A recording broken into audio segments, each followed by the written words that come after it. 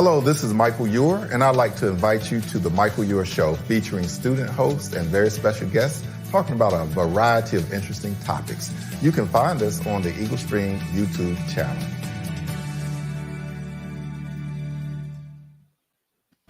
Good evening, everybody, and welcome to the Michael Ewer Show. Today, we're going to be focusing on engineering and technology, but I appreciate the guests we have. We have Rolando Riggsbee, who's a graduate of North Carolina A&T. We have Dr. Garey Fox, who is a department head for biological and agricultural engineering at NC State. David Kwan is a graduate of Wake Tech, and he was an associate in engineering, and he transferred to NC State. You can hear more about him. Then I have my great student co-host, Todd Hewitt is the main host, and Damien Johnson is a brand new student, so he's training. And then there's another gentleman named Ben Saucedo, who's going to come and take my place, and I'm going to be backstage, and I'll be communicating with all of you. But for the audience, I want them to see y'all and talk to the people that really have the answers. I do it all the time. So, Jerry, are we ready to get with the video and slides, websites? Okay. If not, I'm going to ask Jerry if you can bring me back. Okay. All right, so these are the colleges and departments. This is North Carolina A&T's website, and he's going to put this in the chat, and it has the College of Agriculture and Environmental Sciences. It has the College of Engineering. It has the College of Science and Technology. So you just want to put that in the chat, and people can go in and research under the College of Science and Technology to find out what our Rolando Riggsbee's major was. Okay, so we want to kind of bring up now the NC State Biological and Agricultural Engineering Department. And we're going to also, you can scroll a little bit, and you're going to learn more about this from Dr. Fox as we go on. But that's a very unique program, and I think that biological and agricultural engineering technology is also excellent. So we want to put that in the chat now. And then finally, if you have the care center, or do we want to do okay, career services, let's do that. So scroll down, and career services is an office that is available to students throughout the semester and from the very first day of class, even when you get accepted to Wake Tech. And they will help you with your internships and part-time jobs and mapping out your career. And they are the office on our campus that helps students determine a major if they're confused, although advising does it also, but that is the primary function of career services. So we want to go to the next. All right. So this is the care center, and we're going to let you check a video out. And when this over, I'll be gone, and Ben will be in, and Todd, make sure he's introduced as well. Thank you. Okay.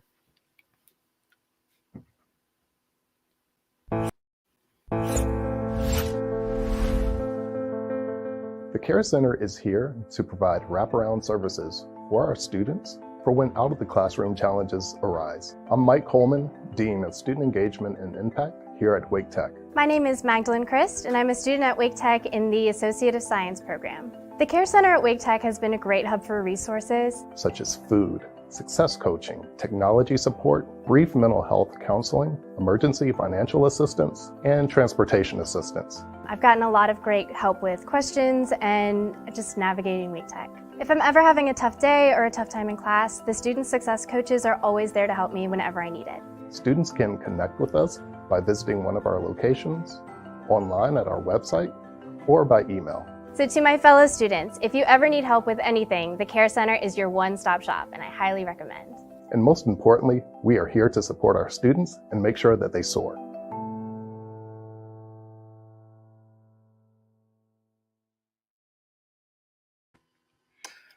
Okay, once again, welcome everyone to this episode of the Michael Ewer Show. Special welcome to our viewers at home, and a very special welcome to the guests that are joining us today. My name is Tash Hewitt, a second-year student at Wake Tech, hoping to transfer to either NC State or A&T. And let's have an introduction from everyone. So we can start with David. Yes. Hey, my name is David. Kwan, I am a former student from Wake Tech. I graduated from Wake Tech with a bachelor, with associates in science, in engineering, and then I did my bachelor's in science in aerospace engineering at NC State. Currently, I am doing my master's in the same area, aerospace engineering at NC State. All right. And then Ben? Hi, everyone. Good evening. My name is Ben Saucedo, and I am a proud graduate of Wake Tech. I actually just transferred to Campbell University this semester, and I am pursuing a bachelor's in mathematics. Nice, excellent. And then we have Damien, my fellow co-host. Good evening, everyone. My name's Damien. I'm a first-year student at Wake Tech who is studying for their associates in engineering right now. I plan on moving into NC State and transferring there to study aerospace engineering, much like David Kwan up here. Thank you. All right. And then Mr. Rolando. Hi, everyone. Rolando Riggsbee. I'm proud graduate of North Carolina A&T State University, class of 1998. Currently working in IT, work for Cisco Systems. All right. And then last but certainly not least, Dr. Garey Fox. Good evening, everybody. Yep. Garey Fox. I'm a professor and department head in the Department of Biological and Agricultural Engineering here at NC State. A little bit of a not as well-known engineering program, but we have some exciting engineering pathway in both biological engineering and biological and ag engineering technology. All right. So we'll jump straight in. And first things first, David and Ben, I know that both of you attended Wake Tech and graduated Wake Tech and now have transferred out to Campbell University and David at NC State. So I want to ask both of you, why did you choose the particular major that you're pursuing?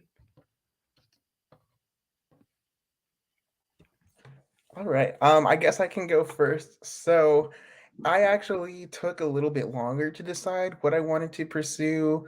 I actually started at Wake Tech back in 2019 when I moved here to North Carolina from California. And by the time I completed my associate's degree, 2 years later, I was still undecided with what I wanted to pursue. So I decided to dip my toes in the field of analytics and pick up the business intelligence certificate, adding a third year to my time at Wake Tech. And after I completed that, I really realized I like math a lot more than any of my other subjects.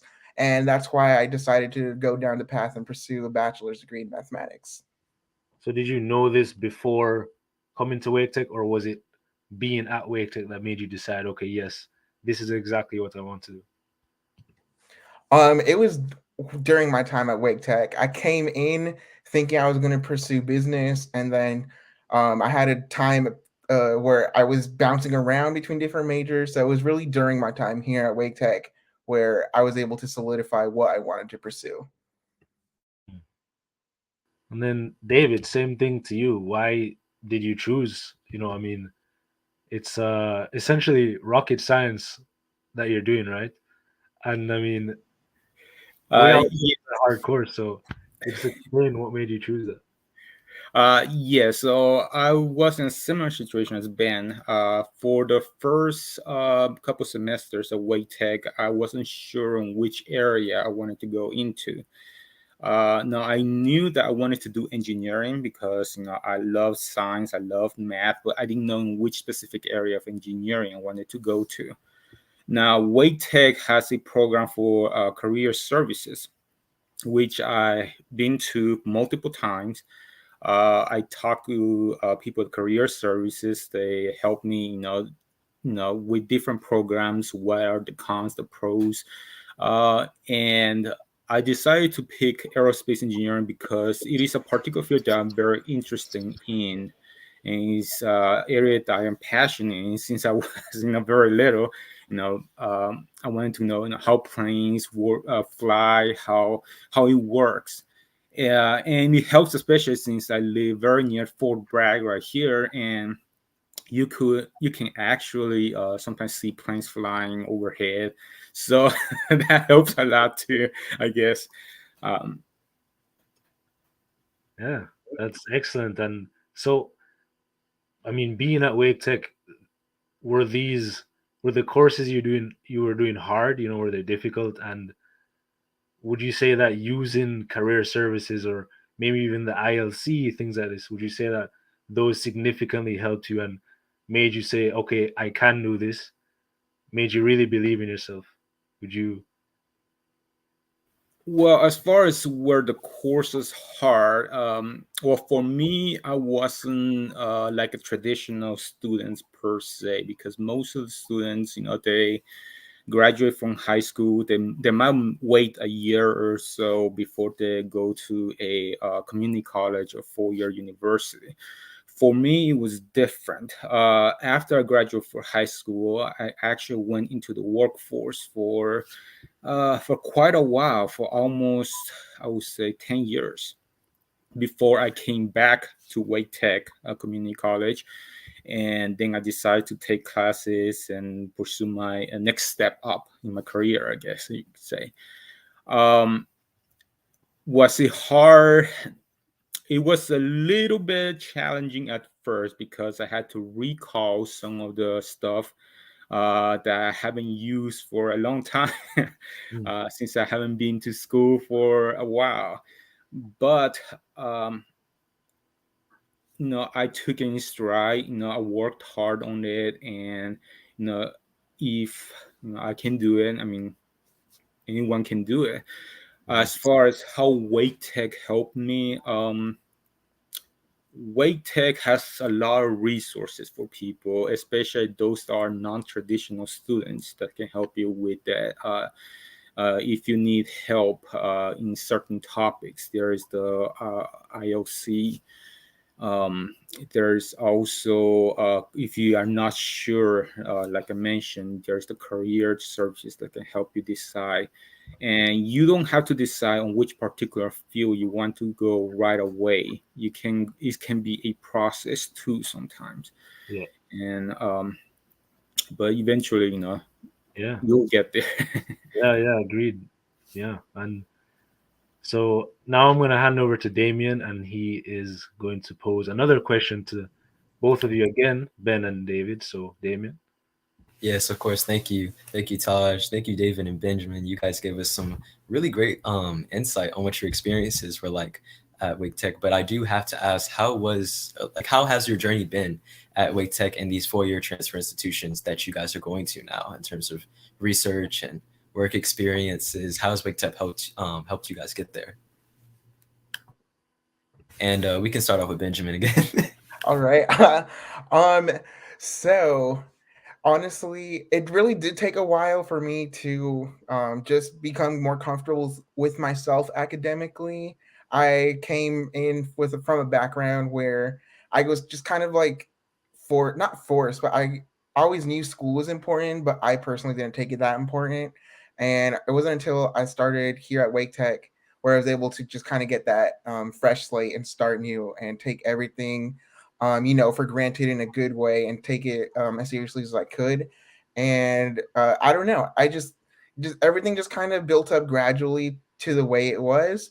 Relating to research and things like that, I actually was able to do the START internship last semester, and I worked with Taj actually, and that gave me an even better idea of what research really means and how I can see myself as a minority in the field of STEM. And that really was something I never anticipated to experience at a community college. So that was definitely a very nice, eye-opening experience that I had here at Wake Tech.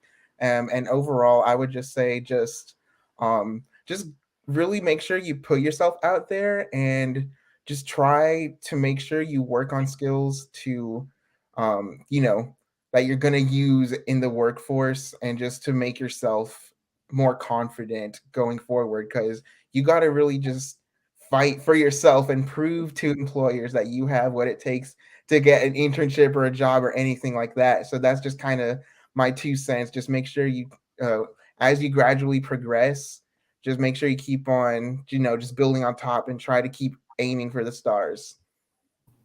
Thank you. I completely honestly agree with that.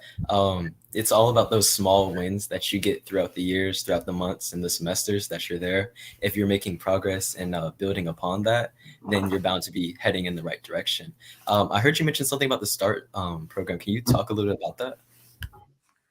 Absolutely. So START is actually an acronym which stands for STEM Academic Research and Training. And this is actually an NSF sponsored grant that was given to Wake Tech.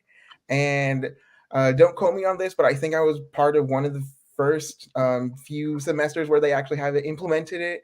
I just remember that when I did it, it was relatively new.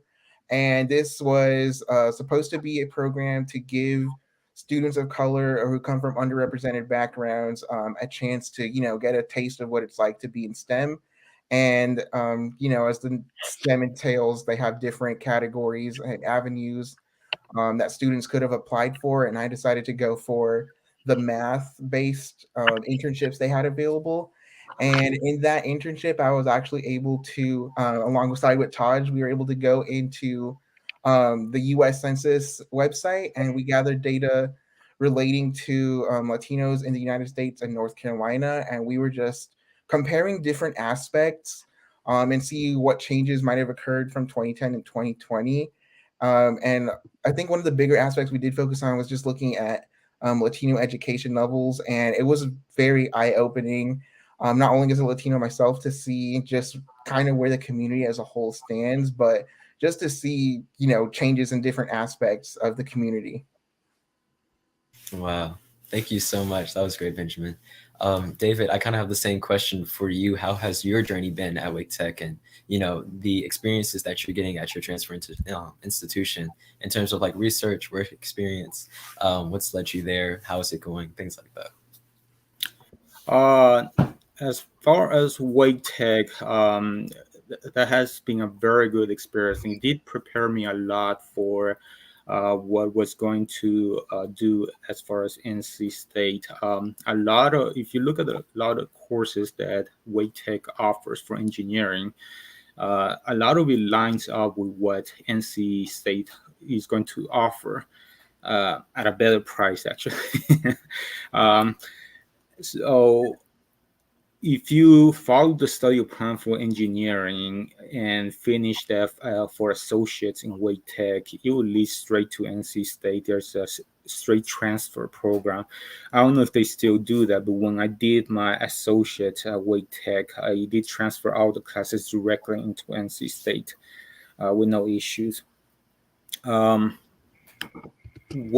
you transfer into NC State, for a lot of people, is going to be some major changes because community college is a lot different than a 4-year institutions. You are going to be working a lot harder, but at the same time, if you apply yourself and do your work and all that, you're going to come up really good on top of everything. There are, as far a couple of courses that is going to be different than Wake Tech, and I think those are requirements that NC State want for you to take over there. But I mean, you won't have any issues with those. As far as my experience at State, I transferred with a lot of students that came from Wake Tech, and having the support of students that went through the same experience at Wake Tech, it did help a lot too. You do make a lot of friends, more friends after you transfer, and having that support also helps you a lot as you go through your program. There will be a lot of opportunities as far as research. But during the very first semester, maybe you won't be able to do that because, like I said, there are some classes that you have to take that is not offered at Wake Tech. But afterwards, you can get together with a professor in an area that you're interested in and ask about research opportunities and all of that. And the professor will tell you what you should do if you want to get into a research with them, and how your plan should be as far as your academic studies is. Mm-hmm. Thank you so much, Mr. Kwan. I'm going to hand it back over to Taj so they can ask the next question. Go ahead. Yeah. All right. So thank you both, Ben and David. I really appreciate you guys, and it's very important to get real life examples from both of you, especially for any Wake Tech students that may be watching, or even students at the four-year institution that may be watching. It's very crucial of you both. But now we will move on straight, and we'll move on to Mr. Rolando. So, Mr. Rolando, you have a bachelor's of science in electronics and computer technology from A&T. Is that correct? Correct. Okay, It's so electronics technology. Yeah. electronics technology. So, I just wanted to ask you, can you kind of give us a rundown and explain your experiences as a student, and maybe list a couple of strategies that helped you to achieve this level and actually complete your bachelor's? Oh, okay, no problem. So I would say, first of all, in engineering, if you know engineering, math, science, if you don't love those two subjects, then engineering may not be for you, right? And so you have to develop that passion for those. And I knew, growing up, I had a passion for it. So definitely, it played a key part. And prior to attending North Carolina A&T, I actually was a physics major at North Carolina Central. So Oh, North Carolina Central didn't have engineering, so they had a program where you transfer to Georgia Tech or NC State, and I chose North Carolina A&T. So when I transferred to North Carolina A&T, I entered the electronics technology program, and definitely, my passion for math and science carried over. A lot of physics, chemistry, calculus classes. So definitely, just be ready for that. And I would say too, just studying and understanding. My key at North Carolina A&T, because I actually tutored the School of Technology, mhm. is understand the concept when it comes to math and then, science, but mainly math. If you understand the concept, then you can do any math problem in that particular realm, right? But if you Yeah. don't understand the concept and you just learn how to solve a problem, and I'm sure Ben can attest to this, then you don't know how to do it. So what I would do is practice on my own, and when I mentor other students, is let me, if I can solve one problem, let me try to solve another problem that's equivalent to that one that I didn't have the answer to make sure I understood the concept. Yeah. And Ben and David, they both made a great point talking about it's about applying yourself. It's all down to how can you use the information that you learned and then build upon it. Um, but I'm gonna hand over back to Damien, and he's gonna pose another question to you, Mr. Orlando. Okay. Hey, Mr. Rolando. Actually, I have a sort of similar question to that. Um, you say that it takes a lot of application, and you have to understand the concepts in order to be good at the whole engineering aspect of it. Do you feel like sometimes you ever had to go back to the basics though, even when you did understand a concept? Did you ever feel like the mathematics or the physics may have been so complex that sometimes you might have to go back to the basics? Is that some advice that you might give to other people, to always go back to their roots or anything like that?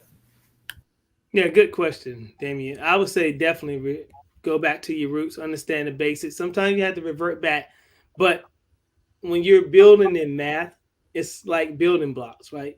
You get the foundation, understand the foundation as you progress throughout your college career. You're going to continue to build upon what you learned previously. So don't ever forget. And if you have to go back, it's fine, right? Because you will realize that going back will help you solve the next problem, because you don't think it's going to help you, but it will. And it's definitely like building blocks, and that's the simplest way I can put it for anyone.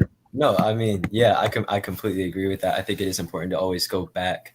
Kind of building on top of that, do you feel like you might have been prepared by the university to enter the workforce at any time by, perhaps either going back or with the classes that you were taking or the professors that you were with, if you ever didn't understand something?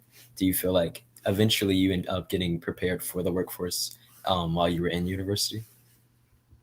Yes, I would say, attending North Carolina A&T, that curriculum with electronics technology, it was a lot of hands-on and understanding concepts. And I always tell people, when you enter the engineering field, it teaches you to think a different way than average students. So you think outside the realm of most people, right?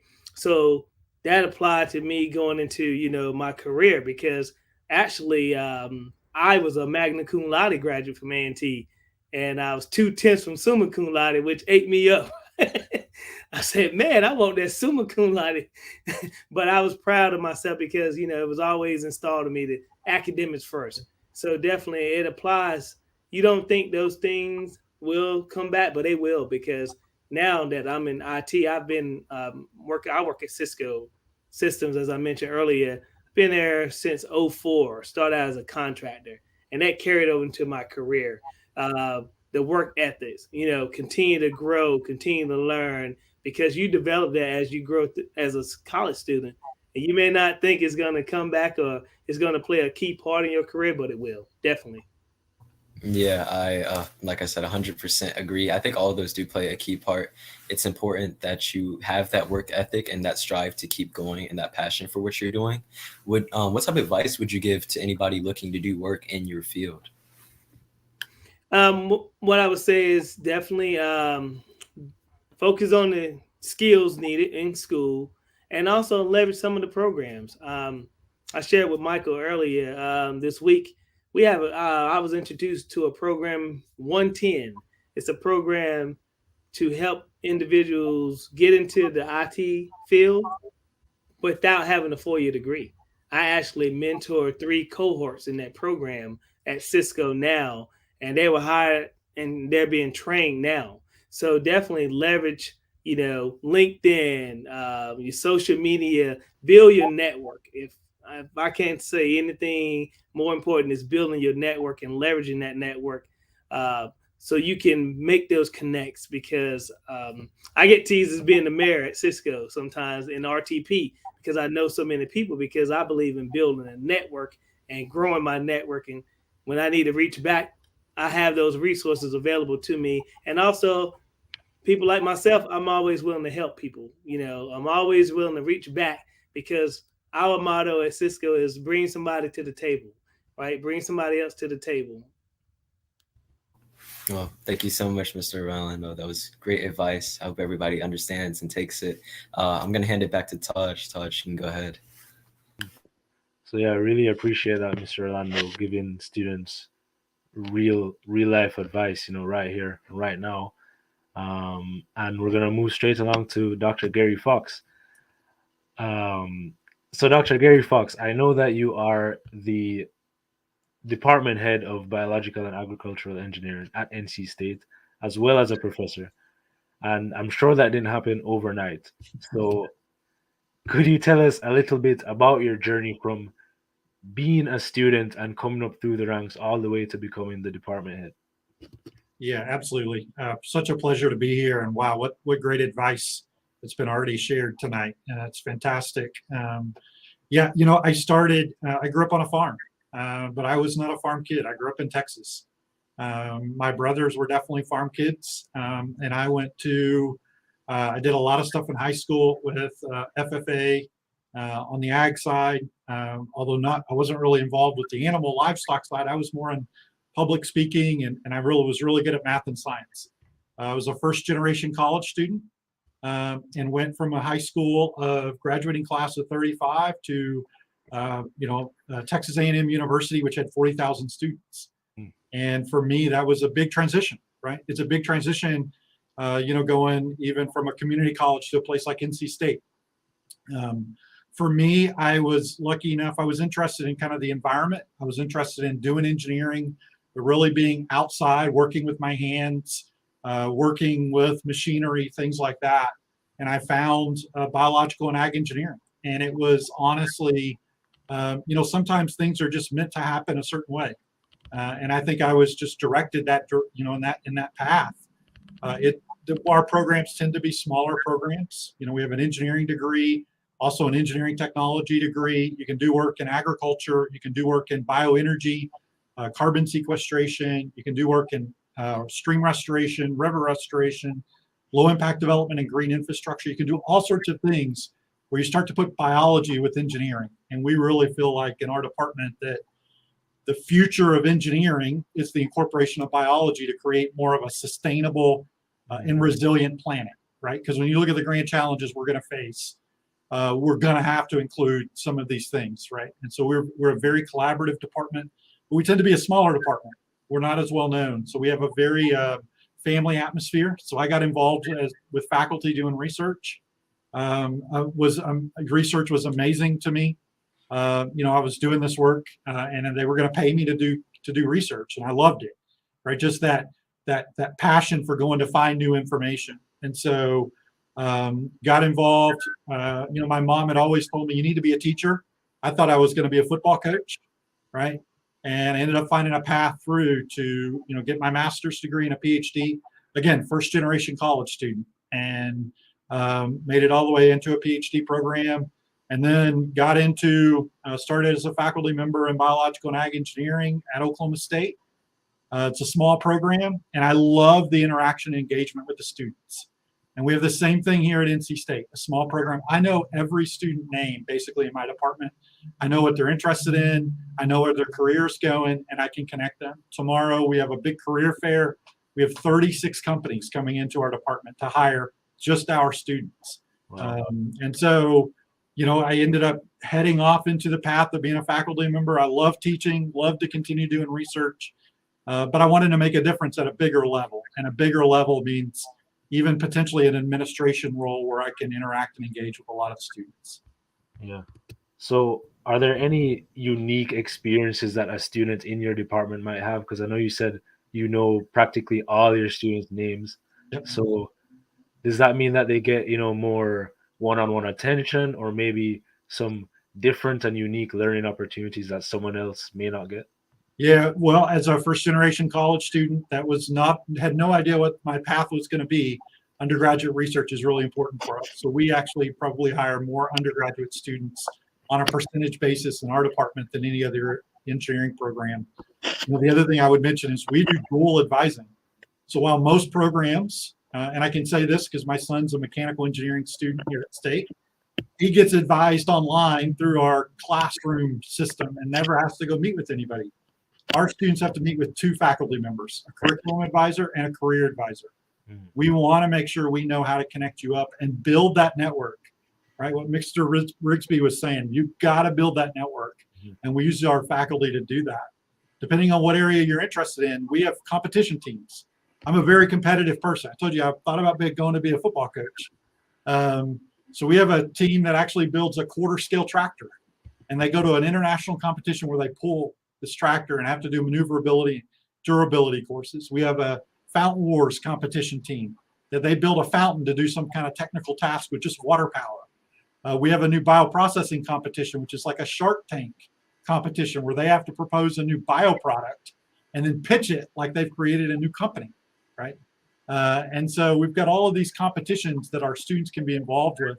And then I did not study abroad as a student, but I would highly recommend study abroad opportunities. We actually have one that is on Roman engineering that goes to Spain and Italy and is going to go to France in the future. I think that international component is really important. Again, it's about understanding different cultures, different backgrounds. It's very important that we have this diversity of thought when we put teams together, an engineering team, so that we can find the best solution that's possible. And that's what I love about this department. It is what I call a big school resource at NC State that's a family atmosphere. People, students, when they graduate from our department, they kind of get choked up because they're leaving our department. They're leaving home, and it becomes home for them. So we're very excited about our program here at NC State. Wow. Yeah, and I'm sure your department will get a lot more popularity after this. I mean, the things we've been saying are incredible. I mean, who wouldn't want to be a part of that department? And I mean, even me personally, that's actually the exact major that I'm trying to go into. So, hopefully, fingers crossed. But Yep, absolutely. Yeah. Well, as time is going, right now we plan to go to a break.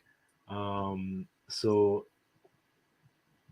Jerry, if you could.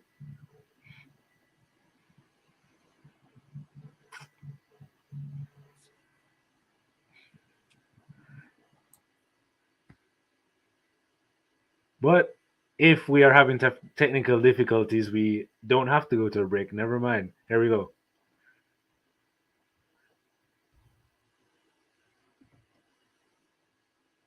So these are just some slides from the a cultural fair that was hosted at Wake Tech I think it was last year if I'm not wrong.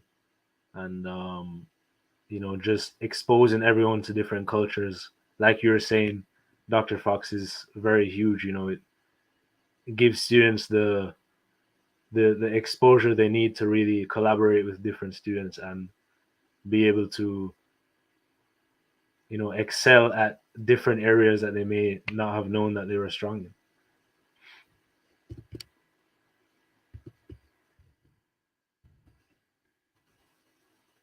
in. Yeah. And just to let the audience know, if you have any questions, you can put them in the chat and we are more than glad to answer them. So any questions, just put them in the chat below and we'll get right to them.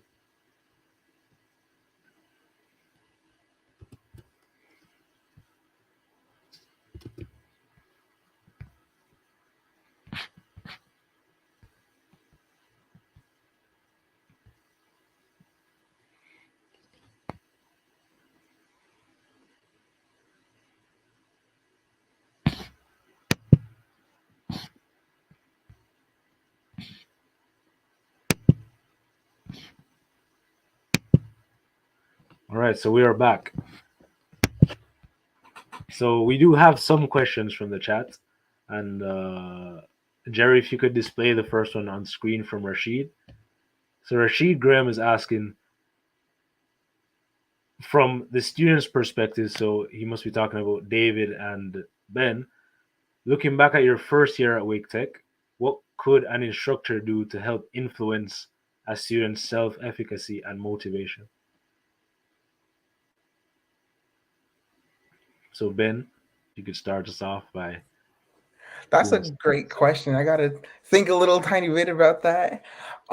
Personally, I think ways instructors can definitely, get students motivated is for the instructors themselves to be motivated, for the instructors themselves to be engaged with the content they're delivering to the students, because it's one thing to unfortunately experience instructors whose sole teaching method is YouTube videos. And there's another, it's a completely different ball game when there's professors who are taking the time to walk you through concepts and explain things and will graciously answer any questions that the students have. So I think that's my number one advice, is for the instructors themselves to be engaged and motivated and, excited about the content they're teaching themselves.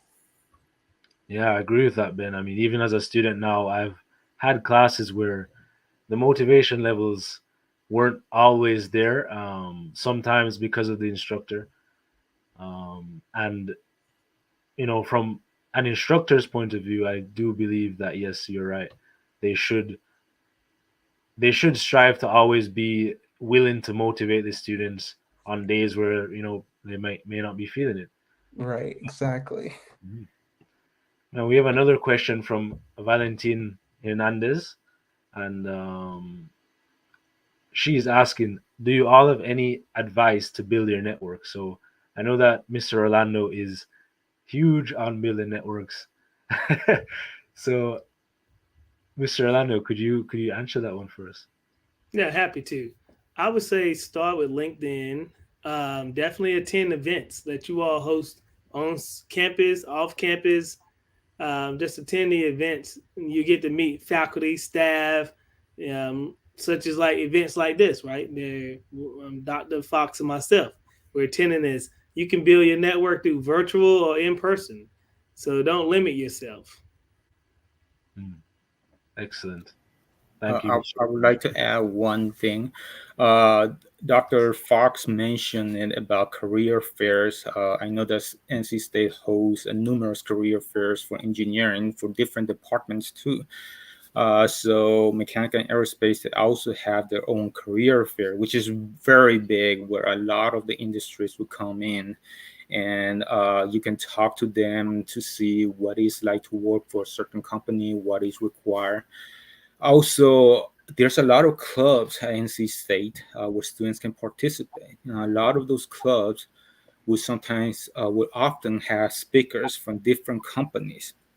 that will come in and talk about their work at a certain company, their experiences, and that's another way to network with them. Also, there will be a lot of students, former students from NC State that were at NC State before they graduated, and they can come in and talk certain classes. Professors will invite them and talk about their experiences and how if you want to go out to a certain company, to a certain industry, what the experiences are and how they achieved, how they got there. Yeah, excellent. Yeah, I'll just add to what David said. I mean, one of the things that's I think really important is to meet other people that are in your cohort, right?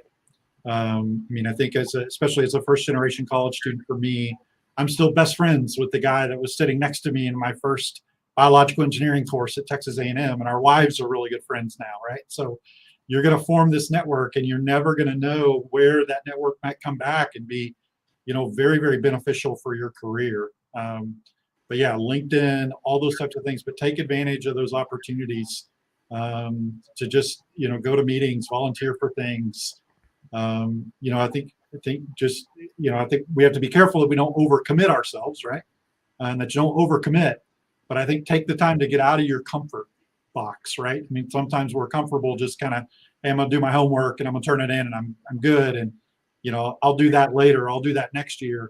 We even encourage with our career fair coming up tomorrow, we encourage our freshmen and sophomores, be there at the career fair. Even if you're not interested in a job, go meet them, because most of those people are going to be alumni of our department, and you're going to form a connection. You never know where that connection is going to eventually lead you. Yep. I completely agree. And even me, just being a second year student, I have seen opportunities come, and they may have seemed small in the moment, but when I take them, it has bloomed into something more beautiful than I would have thought it would. But yeah, we have some more questions in chat, and another one directed at Dr. Fox. So we have from Northern Wake Advising, and they are asking, will the degree plans for your programs be listed on the college's website for community college students too? If they're not listed, we will figure out how to get them listed. And if you have any issue at all getting a degree plan or getting information about biological and ag engineering, either our biological engineering degree or our engineering technology degree, you can just send me an email and I will personally answer you back with a link that shows you exactly where to get to the degree sheets, and we will make sure that we've got one of the best student services coordinators on campus. Her name is Heather Austin. Her daughter actually graduated from our program, and so she knows the ins and outs of kind of everything. And so we can get you in touch with her. We can get you degree sheets. If you Google my name and you make sure you put the E between the R and the Y, you will absolutely find me, because my parents did something really weird and spelled it that way. And so, but it's really easy to find me now. Yeah. Thank you. Appreciate it. And we have another question from chat from Valentina Hernandez again, and she's asking, and I want to direct this to anyone who is willing to answer, but what can we do as a society to encourage minorities to pursue a path in STEM? Will anyone feel free to answer this question? All right. I kind of want to jump into this one. So I would say personally, well, definitely everyone's experience is going to be so different. For me, for example, I grew up in Los Angeles, so I grew up in an environment where I was surrounded with plenty of other minorities who were taking, upper level math classes and honors classes and things like that. So I personally never felt discouraged because of being a minority when taking rigorous courses like that. And that sort of that still stays with me now that I'm here in North Carolina. Like, I don't really feel that intimidated being in a room where I'm the only person of color. For example, in my Calculus 2 class right now, I'm the only person of color, and everyone else in that class is white. But that doesn't discourage me. I would say that just kind of a way to stay motivated would also just look at the numbers, look at the data, and you'll see that at least for I'm going to speak for the Latinos. At least for the Latinos, a lot of Latino education peaks at high school, and the number of Latinos who get college or associates or masters and doctoral just keeps going down. And the fact that you're even at a community college, you're already defeating the odds. And I would say just continue thinking about how there's not that many people like if any minority group that you're a part of, like, there's not that many people that look like you in those fields. I would say that that's kind of what keeps me motivated, and hopefully that's what kind of keeps you motivated also. Just try to envision yourself to be that minority in STEM. Just keep pushing through, and hopefully that can serve as a motivation factor. Yeah, and again, it's important. We have people like you, Ben, and David, who are members of minority groups who can come on and really advocate for students, and let them know that they're not alone, that they can do it once they apply themselves. Yeah. So we're going to bring in Ms. Katina Beasley, who is an advisor at Wake Tech. So we're going to have to say goodbye to Ben for the day.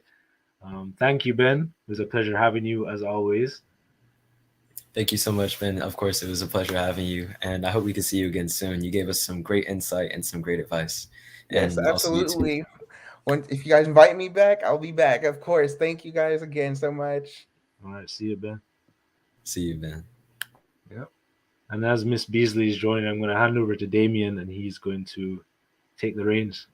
Of course. So there's just some general questions that anybody in the panel can kind of answer. What type of opportunities do you guys think there are for students to learn more about the areas that you guys are interested in, or that you guys are working in terms of internships, information sessions like these? How do you think they can be more involved in those, and who can they really talk to? And yeah, as I said, anybody can answer, but it seems like we got Mr. Fox, so go ahead. Yeah, I would just say, just reach out and make those connections, right? It's almost going back to the kind of the networking idea.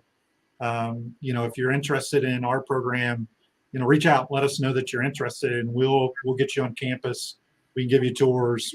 We can set up, group meetings. We have a set of student ambassadors that go through and lead the students around the building and talk to them about their experience in both our engineering and engineering technology programs. So I think just honestly, just reach out, right? And start. Yeah. I mean, look me up on LinkedIn. I'm on LinkedIn. Connect with me, right? And then send me a message and say, hey, I'm interested. Love to get some advice, or love to learn a little bit more about your program. Yeah, and I was going to kind of ask about that. Do you think they have a better chance if they're talking to people more so in person, or would the emails and stuff beforehand also be beneficial? Yeah, I mean, I think emails are always a great way to get started, but I think that anytime you have that personal connection, it's really important.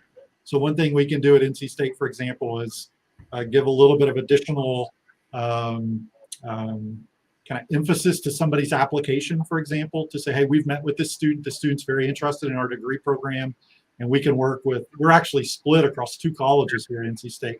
We're in the College of Engineering. We're in the College of Ag and Life Sciences, and so we have two pathways that we can help promote your application. So, again, reach out, make that personal connection. Emails are always a great place to start, but having that personal connection is really important.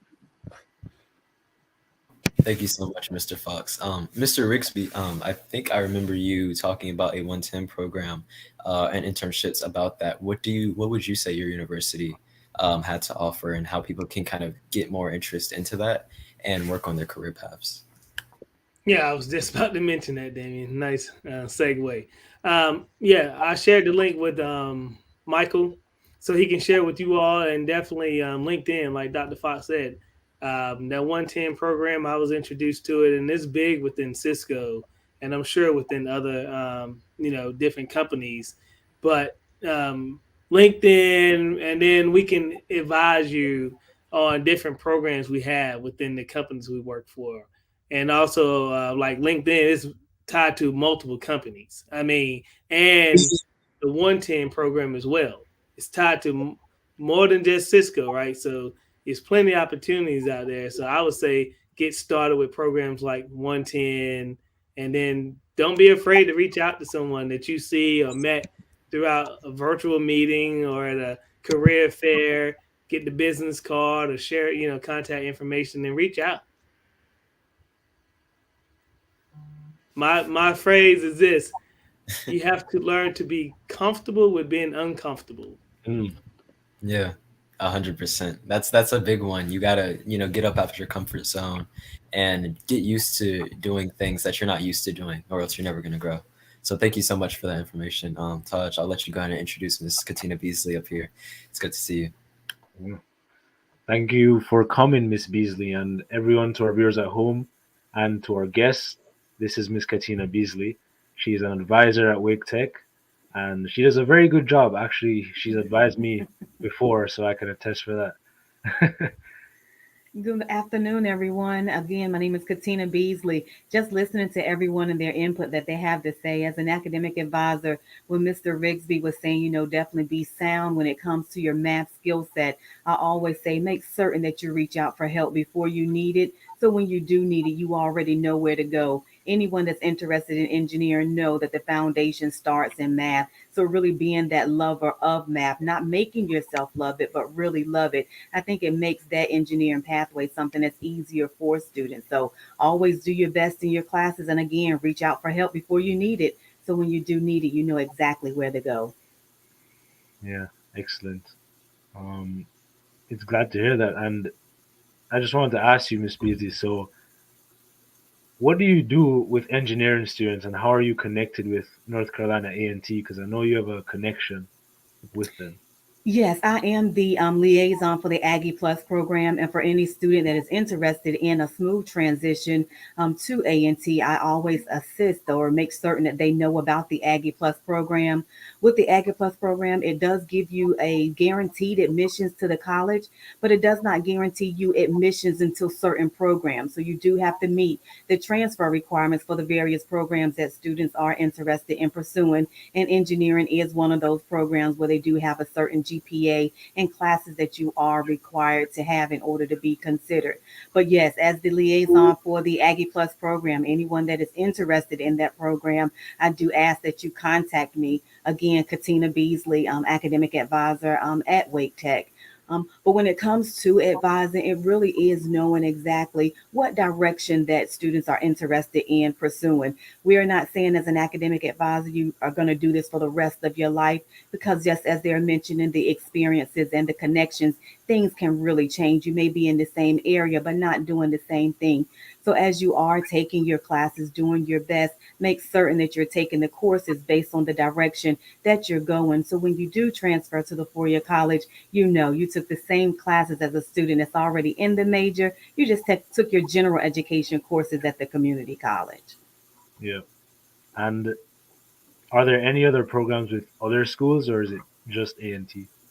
Yes, we do have special admissions programs with if you ask me all of them, I know I do not know all of them, but I know we do have one with NC State with the C Plus program. We have the C-Step program with UNC Chapel Hill. We have the 49ers with UNC Charlotte. But on our transfer resources website on the college's homepage, you will see all of those special admissions, different projects that we do have. But for me in particular, I am with the Aggie Plus program with North Carolina A&T.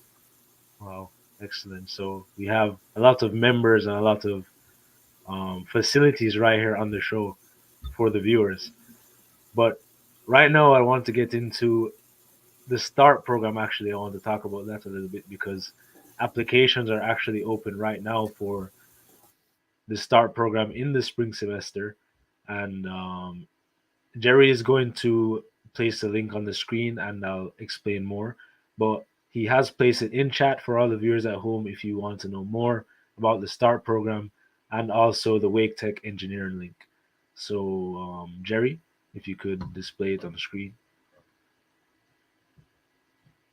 And while we're waiting on him, I'm just go ahead talk to you about it. And so the START program is essentially a program where students can have a research program. They work together with their mentor once they get accepted, that is. And it's a paid program, it's a paid internship. You apply and it's a random acceptance, and once you get accepted, it's up to you now to work with your mentor to figure out what your research program is going to be about based off of the program that you actually applied for. And personally, I was in it as well. Ben was talking about that earlier in the show. Yes, I was in it with Ben doing statistics on the US 2020 census, particularly for Latinx community. And it's a great program. I can really say that. So for any students watching right now or anyone that's interested in the START program, the link is in the description below. The link is in the chat. So feel free to go ahead and find anything you need. And then we also have the Wake Tech engineering link, and that's also in chat. And I can't really speak much about that because that's also new to me. But if you want to know more about it, you can go down to the description, and we will scroll through it right now to just see what it's about. Here we have biotechnology, engineering, and skill technologies at Wake Tech. We have advanced engineering and manufacturing technologies.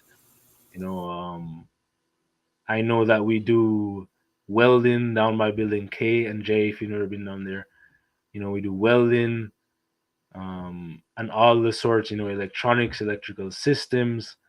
I'm sure Mr. Rolando is familiar with that. But yeah, just to give all the viewers at home a little bit of insight on all the things we do here at Wake Tech. It's not just science, not just art. We do a spectroscope of everything. But we're coming down to the end of the show. It's been great. It's been very informative.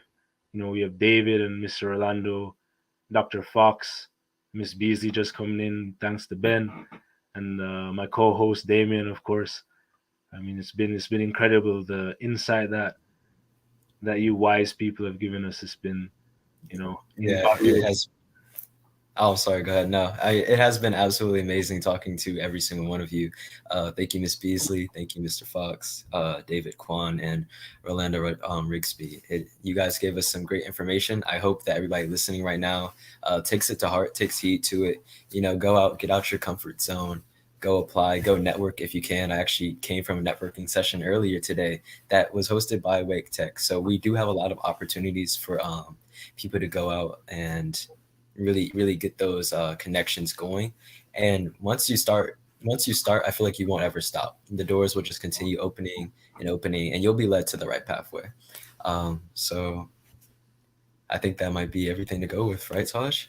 Yeah, exactly. And right before we go, I just want to say that the advising link for anyone that's interested is also in the chat. So anyone interested in, receiving advising, receiving some help on what you want to do, where you want to go, you can click that link in the chat. So right before we go, I just want to ask everyone if we can have one final thing. What's one thing that you want to give to any student watching as, a final, closing statement? This is what I want to say to you. So start with David.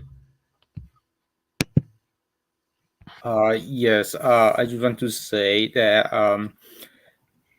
sometimes students, it seems intimidating because of a program. They might think, oh, whether I will make it, whether I'll be able to do this or do them. But sometimes you just have to take a breather. And there's a lot of resources. There's a lot of people that will be able to help you navigate through those different choices that you make. And I know that there's a lot of resources of Wake Tech that can help you do that. So you're not alone. And I'm sure that you have peers and students that in their same situation, and you guys can come together and help each other out too.